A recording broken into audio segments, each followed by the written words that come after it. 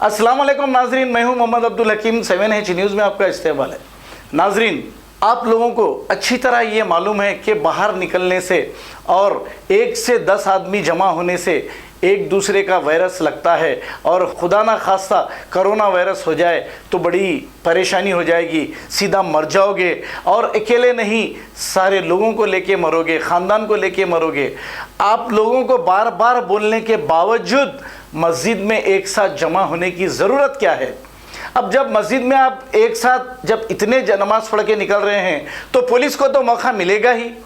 Police तो ताक में ही है आपकी, आपको कब मारे। आपकी ये हालत जो की है आपकी गलती की वजह से। अगर आप नहीं जाते तो कुछ फ़िरका परस्त आपको मारने के लिए तैयार है। आपको किस बेदर्दी से मार रहे हैं आप ये देखिए। आप निकलिए मत, अपने घर में नमाज़ पढ़िए। क्या घर में नमाज़ पढ़ने से नमाज अदा नहीं होगी? पुलिस भी आपके लिए काम कर रही है, बेजार होके आपको मार रही होगी, या फिर इसमें कुछ गलत जहन रखने वाले भी होते हैं, आप पर लाठी का इस्तेमाल करते हैं। आइए देखते हैं ये रिपोर्ट। जर्मनटन हॉस्पिटल, ऑर्थोपेडिक से मुताल्लिक हर मरीज यहाँ शिफायाब।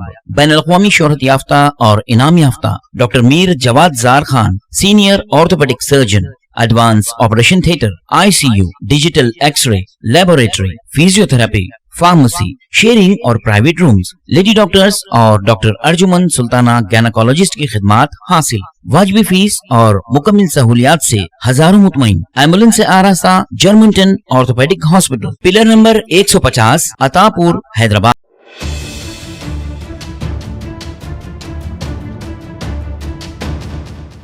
खबर है शहर की, खबर है गाँव की, खबर है सारी दुनिया की। 7H न्यूज़ पसंद आए तो लाइक कीजिए, शेयर कीजिए और सब्सक्राइब करना ना भूलें। 7H